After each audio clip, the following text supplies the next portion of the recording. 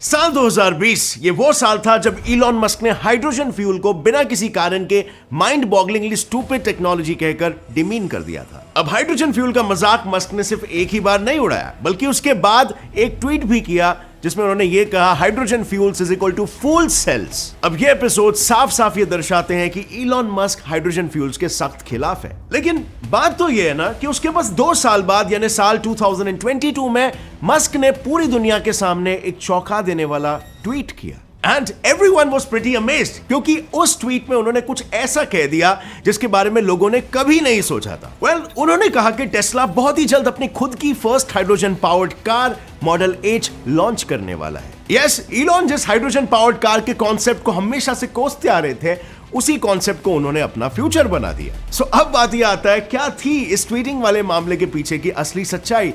क्या सही में इलॉन मस्क का हृदय परिवर्तन हो गया या फिर मामला कुछ और था? Well, let's find this out. So friends, सबसे पहले ये जान लेते हैं कि आखिर क्यों इलॉन मस्क हमेशा से हाइड्रोजन कार कॉन्सेप्ट्स के अगेंस्ट रहे। Well, as we all know, universe में फॉर्म होने वाला सबसे पहला एटम हाइड्रोजन था और हाइड्रोजन की मात्रा पूरे यूनिवर्स में सबसे ज्यादा भी है। लेकिन अगर हम अर्थ की बात करें तो यहां पर सिर्फ 0.14% प्योर और नेचुरल हाइड्रोजन है, जो बहुत ही एक्चुअली में कम है। एंड ऑफ कोर्स हम इतने एडवांस भी नहीं है कि उसे यूनिवर्स के किसी दूसरे जगह से हम इंपोर्ट कर सके, और इसीलिए हमें उसे एक्सट्रैक्ट करने के लिए दूसरे तरीकों का इस्तेमाल करना पड़ता है। और क्योंकि अब तक जिस तरीके से यानी इलेक्ट्रोलाइसिस से हम हाइड्रोजन एक्सट्रैक्ट कर रहे हैं वो बहुत ही ज्यादा एनर्जी कंज्यूमिंग है, आप खुद ही सोच लो। पहले इलेक्ट्रिसिटी यूज करके पानी में से हाइड्रोजन और ऑक्सीजन को सेपरेट करना, और फिर उसे प्रेशराइज करके लिक्विड फॉर्म में लाना, और फाइनली उसे फ्यूल टैंक्स में भरकर उसे यूज करना। यह प्रोसेस बिल्कुल भी आसान नहीं है, और इसीलिए ऐसे में यह भी हो सकता है कि जितनी हाइड्रोजन एनर्जी हमें मिल रही है उससे ज्यादा तो हम क्रिएट करने में डाल रहे हैं। ना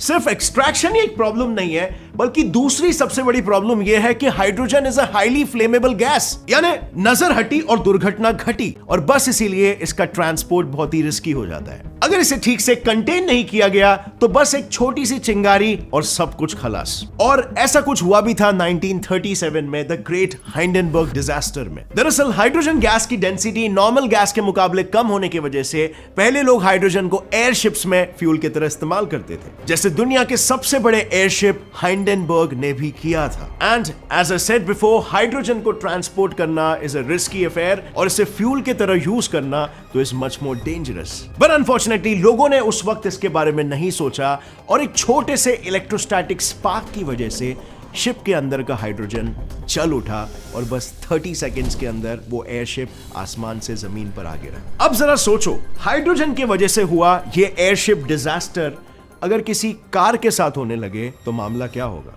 I mean, जगह जगह चलते कार्स लिटरली टाइम बॉम्ब के जैसे बन जाएंगे। कहीं पे भी एक एक्सीडेंट और वहां पे सीधा explosion. So clearly having hydrogen as a fuel is not a smart idea. But अब सवाल यहां पर यह आता है कि बात अगर ऐसा है तो फिर इलॉन मस्क ने क्यों ट्वीट किया और इसे अपने कार कंपनी का फ्यूचर बताया?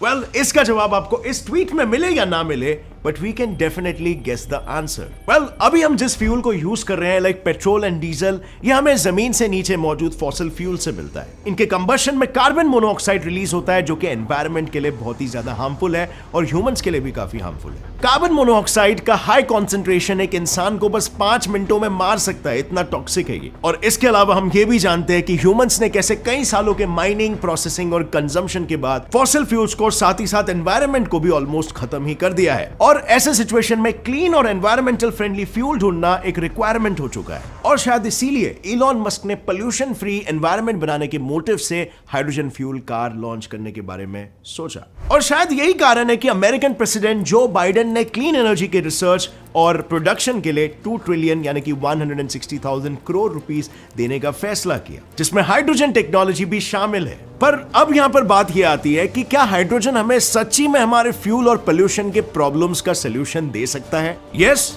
बिल्कुल दे सकता है। और ये कैसे?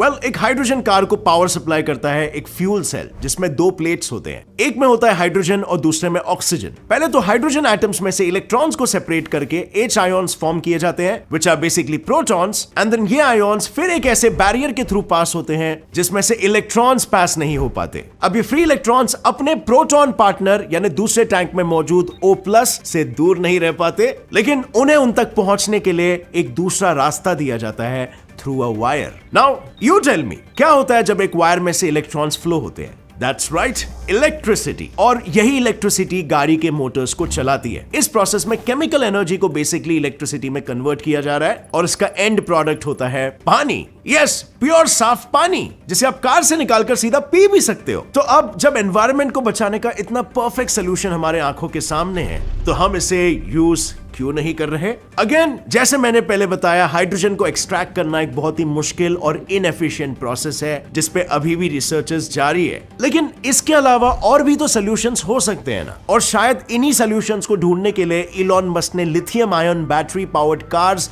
भी लॉन्च की थी, जो किसी भी टाइप का एमिशन रिलीज नहीं करती एंड हेंस कोई पोल्यूशन भी नहीं। सो जब ये परफेक्ट टेक्निक इलॉन के पास पहले से ही है, तो उसे चेंज ही क्यों करना? वेल, देखा जाए तो ये एक्सक्लूसिव आइडिया इलॉन मस्क का है ही नहीं। इलॉन से कई सालों पहले से ही 2015 में टोयोटा ने हाइड्रोजन पावर्ड कार्स लॉन्च कर दी थी और उससे उनका मार्केट में एक अच्छा खासा नाम भी बन गया था as the best selling hydrogen fuel cell car of all time. लेकिन हाइड्रोजन कार्स को बनाना जितना मुश्किल है, उसे मेंटेन करना उससे भी ज्यादा मुश्किल है। हाल ही के कुछ सालों में टोयोटा अपने कार्स में ज्यादा कोई अपग्रेड्स नहीं ला पाया और अपने प्राइसेस को 20% तक रिड्यूस करने के बावजूद भी उन्हें कोई प्रॉफिट नहीं हो रहा था। इनफैक्ट 2015 से लेकर अब तक कार इंडस्ट्री में ऐसी कई दूसरी कंपनियों ने कार लॉन्चेस की है जो टोयोटा की कार्स को आराम से टक्कर दे सकती है, और उन्हीं में से एक है टेस्ला की मॉडल 3 लॉन्ग रेंज, जो टोयोटा की कार से हर मायनों में अच्छी है। पर इस सब के बावजूद मार्केट में इलेक्ट्रिक कार्स की डिमांड हाइड्रोजन कार्स के मुकाबले ज्यादा थी और इसीलिए फिर टोयोटा ने हाइड्रोजन कार्स पर कम और इलेक्ट्रिक कार्स पर ज्यादा फोकस करना शुरू कर दिया और 2025 तक 15 बैटरी पावर्ड इलेक्ट्रिक कार्स को मार्केट में इंट्रोड्यूस कराने की तक बात कर दी। पर हाइड्रोजन पावर्ड कार्स का प्रोडक्शन कम करने के पीछे टोयोटा का एक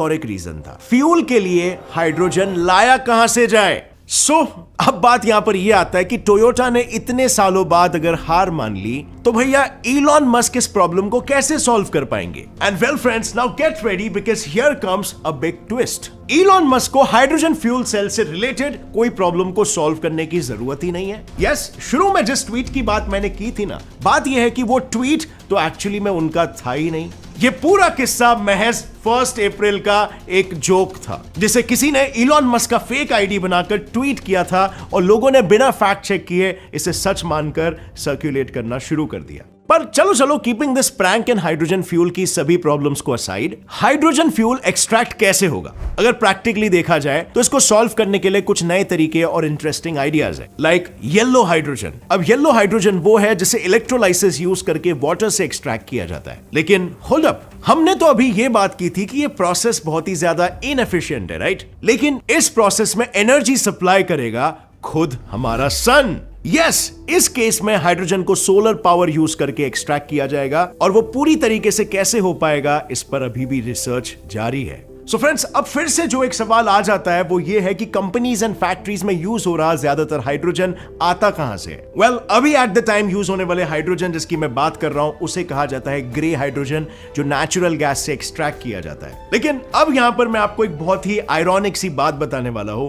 नेचुरल गैस से हाइड्रोजन एक्सट्रैक्ट करने में बहुत सारा कार्बन डाइऑक्साइड भी प्रोड्यूस होता है, जिसे ऐसे ही बस हवा में रिलीज किया जाता है। सो अब लोग कर लो बात, घूम फिर के हम वापस उसी प्रॉब्लम पर पहुंच गए, पोल्यूशन के प्रॉब्लम पर। सो फ्रेंड्स, अभी आज के समय के हिसाब से अगर हम देखें तो हाइड्रोजन कार्स का कॉन्सेप्ट एक प्रॉमिसिंग कॉन्सेप्ट तो बिल्कुल नहीं लग रहा। क्या आपको लग रहा है इलॉन मस्क या फिर इवन टोयोटा या कोई दूसरी अदर कंपनी इस फील्ड में ट्रिमेंडस एडवांसमेंट ला पाए और हम हाइड्रोजन को in future as a good fuel source देख पाए? वेल, आपको क्या लगता है? कमेंट सेक्शन में शेयर करना मेरे साथ, और अगर इस वीडियो से आपको कुछ भी नया सीखने मिला तो एक लाइक जरूर ठोकना। Gets and fly science channel को भी सब्सक्राइब कर लो और बेल नोटिफिकेशन दबाओ, क्योंकि ऐसे इंटरेस्टिंग वीडियोस आपका नॉलेज हमेशा बढ़ाते रहेंगे। See you next time. Till then, as always, stay curious, keep learning, and keep growing. Jai Hind.